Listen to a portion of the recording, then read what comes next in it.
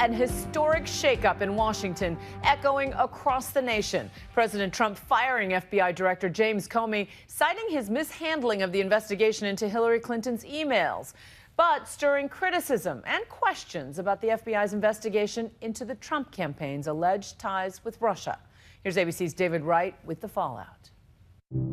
Tonight, FBI Director James Comey was out in Los Angeles for a recruitment event for new agents, unaware, it would seem, that in Washington... Excuse my breath here, Wolf. I just ran out here to bring you this news. Coming out of the White House, President Trump has just fired the director of the FBI. Comey is out, abruptly fired by his boss, President Donald Trump. You are hereby terminated and removed from office effective immediately. As FBI Director, Comey was accused by the Democrats of helping Trump win.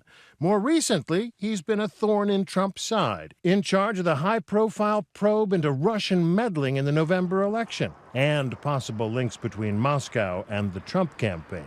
Comey's sudden departure now clears the way for the president to name his successor. It's an historic day at the White House. The firing of an FBI director by a president is an extraordinarily rare event. It hasn't happened for nearly a quarter of a century. There were a lot of Democrats over the course of the summer who would have been thrilled to see James Comey go.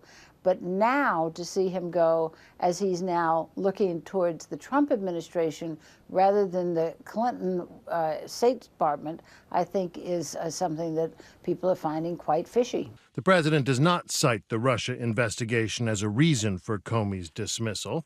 Instead, the White House suggests Comey fell short of FBI standards. Trump called the Bureau one of our nation's most cherished and respected institutions, and today will mark a new beginning for our crown jewel of law enforcement. Trump spokeswoman Kellyanne Conway spoke tonight with CNN's Anderson Cooper. It's not a cover-up. In fact, the president makes very clear in his letter the fact that Mr. Comey, on at least 3 occasions, assured the president that he is not under investigation. This had nothing to do with Russia, as much as somebody must be getting $50 every time the word is said, I'm convinced. Press Secretary Sean Spicer says Trump took the advice of the Deputy Attorney General, Rod Rosenstein. He determined that the FBI director lost his confidence.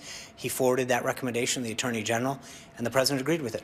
By all accounts, Comey was taken aback by the news. Caught flat-footed is how one agent described it. He told us the news popped up on the TV screens as Comey was speaking, and suddenly everyone's phones exploded.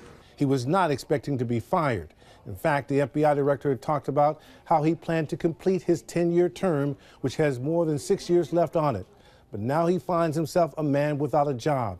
That bizarre scene at the Los Angeles airport, paparazzi in the sky, recording him about to fly back to Washington. Less than a week ago, Spicer said the president stood by Comey. The president has confidence in the director.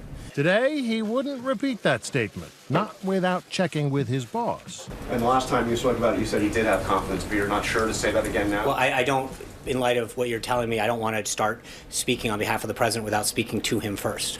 Over the past few days, Comey has landed himself in yet another controversy over Hillary Clinton's emails, the focus of so much turmoil during the campaign.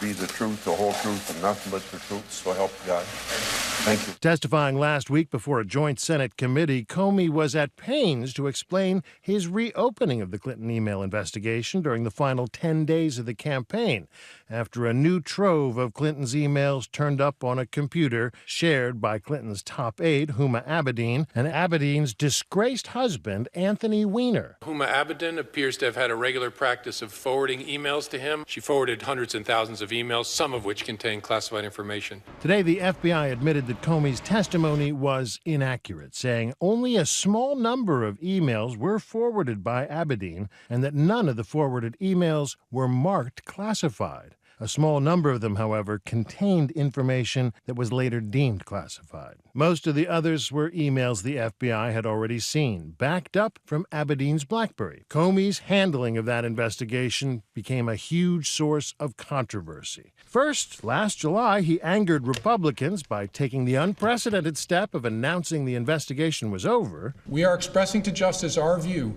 that no charges are appropriate in this case. Candidate Trump expressed outrage, but Trump gave Comey credit after the FBI reopened its investigation into Clinton's emails. It took guts for Director Comey to make the move that he made in light of the kind of opposition he had. Comey closed the investigation again 3 days before voters went to the polls, but the damage was done. Look, this was terrible. It makes me mildly nauseous to think that we might have had some impact on the election, but honestly, it wouldn't change the decision. When Comey and Trump first came face to face with each other after the inauguration, He's become more famous than me. Comey's job seemed safe. Fairly or not, Democrats blamed Comey for costing them the White House. Here's what Hillary Clinton herself told CNN's Christiane Amanpour just last week. You know, if the election had been on October 27th, I'd be your president. And it wasn't. But I was on the way to winning until the combination of Jim Comey's letter on October 28th and Russian WikiLeaks raised doubts in the minds of people who were inclined to vote for me but got scared off. But tonight, Clinton's former campaign manager, Robbie Mook, told Cecilia Vega the president should not have fired Comey. I think we're all so blown away at the gall that he would have to do this and how it appears he is simply holding himself above the law. So this is about the future of the FBI's investigation into Russia. That's what concerns you the most? That's what deeply concerns me. Under our system, the president is not above the law. He can't simply throw out somebody who's investigating him.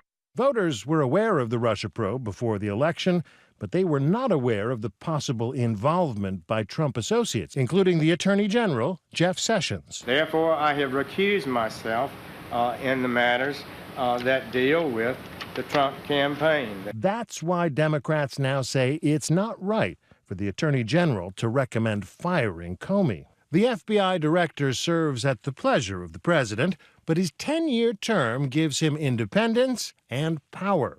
The last time an FBI director was fired was nearly 25 years ago, 1993, the first year of the Clinton administration. Bill Clinton ousted William Sessions over ethical concerns. Tonight, Democrats are renewing their calls for a special prosecutor to take over the Russia investigation. Were these investigations getting too close to home for the president? Tonight, the president mocked crying Chuck Schumer for his sudden fondness for Comey. Hashtag drain the swamp. Members of both parties are now calling for a select committee in Congress. I've always believed that we should have a select committee. Other Republicans are falling in line with the president, saying it's his prerogative. I was surprised. I didn't see it coming, but it's a decision the president's made. The rule of law and the chain of command are not necessarily one and the same. I think for most Americans, this is a very puzzling situation. James Comey has been attacked and praised by both parties. So what are the American voters supposed to think? We still don't know what Comey thinks of all this. He's now headed back from L.A. on the FBI's private jet. I'm David Wright for Nightline in New York.